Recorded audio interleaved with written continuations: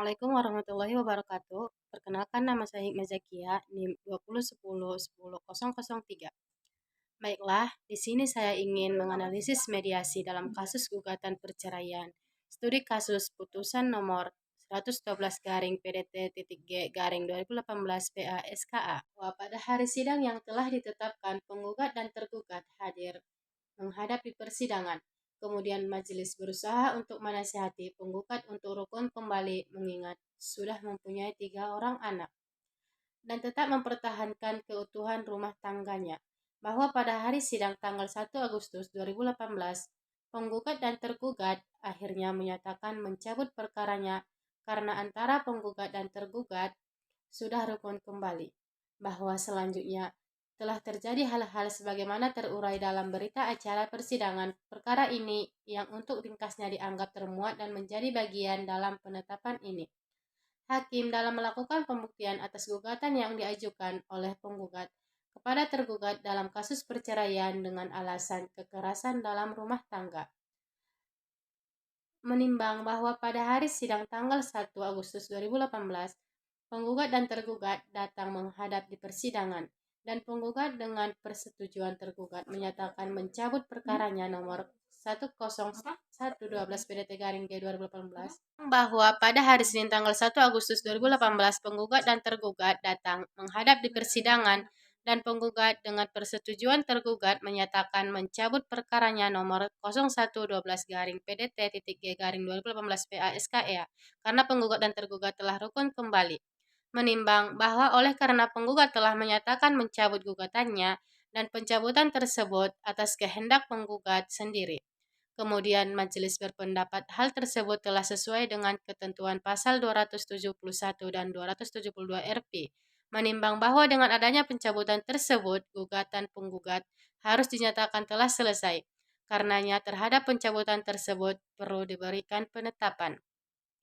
Menimbang bahwa karena perkara ini termasuk dalam bidang perkawinan, maka sesuai ketentuan pasal 89 ayat 1 Undang-Undang Nomor 7 Tahun 1989 tentang Peradilan Agama yang telah diubah dengan Undang-Undang Nomor 3 Tahun 2006 dan perubahan kedua dengan Undang-Undang Nomor 50 Tahun 2009, biaya perkara dibebankan kepada penggugat. Pada kasus putusan nomor 0112 garing PDT.G garing 2018 PASKE perceraian dengan dasar kekerasan dalam rumah tangga, dinyatakan bahwa penggugat dan tergugat melaksanakan pernikahan pada kantor urusan agama Kecamatan Pasar Kliwon, Surakarta yang dicatat oleh pegawai pencatat nikah. Hal ini sesuai dengan ketentuan syarat formal adalah syarat yang berhubungan dengan formalitas mengenai pelaksanaan perkawinan. Syarat-syarat formal dijelaskan dalam Peraturan Pemerintah Republik Indonesia Nomor 9 Tahun 1975 tentang pelaksanaan Undang-Undang Perkawinan Pasal 3 Ayat 1 yang berbunyi, setiap orang yang akan melangsungkan perkawinan memberitahukan kehendaknya kepada pegawai pencatat di tempat perkawinan akan dilangsungkan.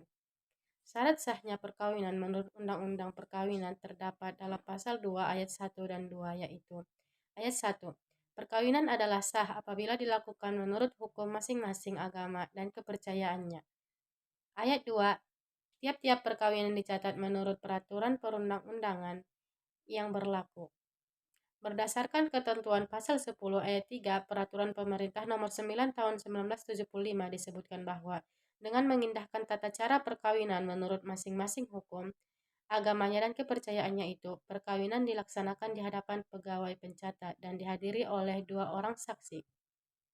Putusan nomor 0112 garing PDT.G garing 2018 PASKE perceraian dengan dasar kekerasan dalam rumah tangga dinyatakan bahwa penggugat dan tergugat melaksanakan pernikahan sesuai dengan ketentuan hukum yang berlaku, baik secara agama Islam dan hukum yang berlaku di Indonesia.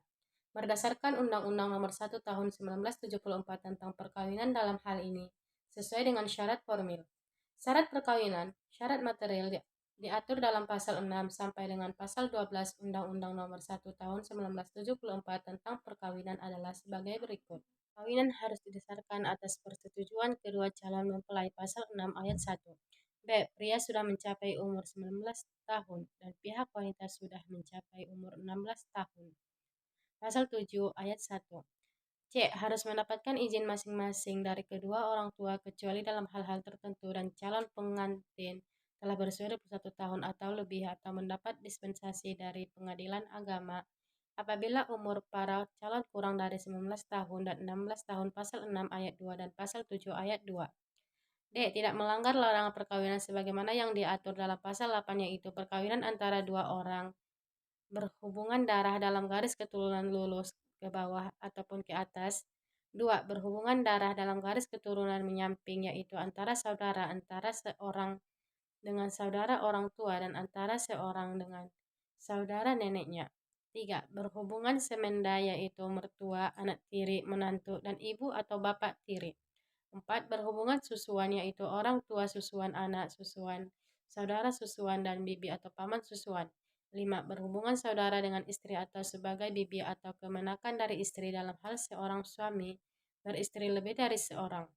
6. Mempunyai hubungan yang oleh agamanya atau peraturan lain yang berlaku dilarang kawin. E. Seseorang yang masih terikat tali perkawinan dengan orang lain tidak dapat kawin lagi kecuali dalam hal yang tersebut dalam pasal 3 ayat 2 dan pasal 4 undang-undang ini. Pasal 9 F. Suami istri yang telah cerai kawin lagi satu dengan yang lain dan bercerai lagi untuk kedua kalinya, maka di antara mereka tidak boleh dilangsungkan perkawinan lagi sepanjang hukum masing-masing agama dan kepercayaannya itu dari yang bersangkutan tidak menentukan lain. Pasal 10 G. Seorang wanita yang perkawinannya terputus untuk kawin lagi telah lampau tenggang waktu tunggu. Pasal 11. Maka perkawinan dianggap sah apabila dilaksanakan menurut hukum agama dan kepercayaan masing-masing.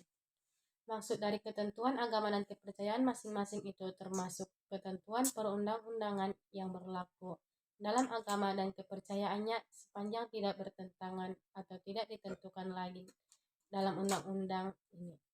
Suatu perkawinan yang dilaksanakan bertentangan dengan ketentuan agama dengan sendirinya menurut undang-undang perkawinan yang dianggap tidak sah dan tidak mempunyai akibat hukum.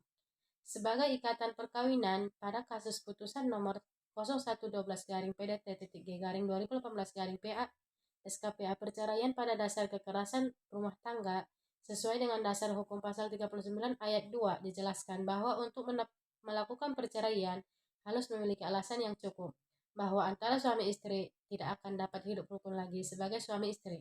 Untuk pelaksanaan lebih lanjut diatur dalam pasal 19 Peraturan Pemerintah Nomor 9 Tahun 1979 tentang Peraturan Pelaksanaan Undang-Undang Perkawinan Nomor 1 Tahun 1974 yaitu perceraian dapat terjadi dengan alasan pasal 191 adalah salah satu pihak melakukan kekejaman atau penganiayaan berat yang membahayakan pihak lain. B. Salah satu pihak mendapatkan cacat badan atau penyakit dengan akibat tidak dapat menjalankan kewajiban yang sebagaimana suami istri. C. Antara suami istri terus-menerus terjadi perselisihan dan pertengkaran dan tidak ada harapan akan hidup rukun lagi dalam rumah tangga. Pada kasus putusan nomor 0112-PDT-G-2018-PASKE perceraian dengan dasar kekerasan dalam rumah tangga merupakan cerai gugat jenis huluk. Pengertian huluk menurut bahasa kata huluk dibaca doma, huruf hoyang bertitik dan sukun lam dari kata khila dengan dibaca fathah artinya naja, mencabut, karena masing-masing dari suami istri mencabut pakaian yang lain seperti firman Allah dalam Quran surah mereka ingin adalah pakaian dan kamu pun adalah pakaian bagi mereka. Quran surah Al-Baqarah ayat 187.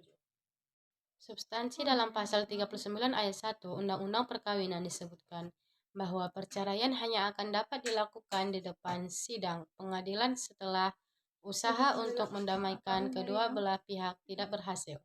Selanjutnya, dalam ayat 2 dijelaskan bahwa untuk dapat melakukan perceraian harus memiliki alasan yang cukup bahwa antara suami istri tidak akan dapat hidup rukun lagi sebagai suami istri.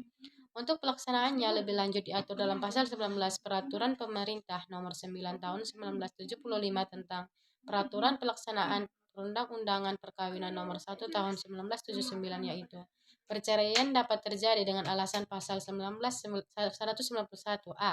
Salah satu pihak berbuat zina atau menjadi pemabuk, pemadat, penjudi dan lain sebagainya yang sulit disembuhkan. B. Salah satu pihak meninggalkan pihak lain selama 2 tahun berturut-turut tanpa izin pihak lain dan tanpa alasan yang sah atau karena hal lain di luar kemampuannya. C.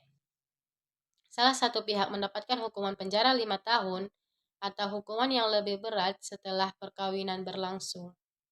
D. Salah satu pihak melakukan kekejaman atau penganiayaan berat yang membahayakan pihak lain. E. Salah satu pihak mendapat cacat badan atau penyakit dengan akibat tidak dapat menjalankan kewajibannya sebagai suami istri. F. Antara suami istri terus-menerus terjadi perselisihan dan pertengkaran dan tidak ada harapan akan hidup rukun lagi dalam rumah tangga.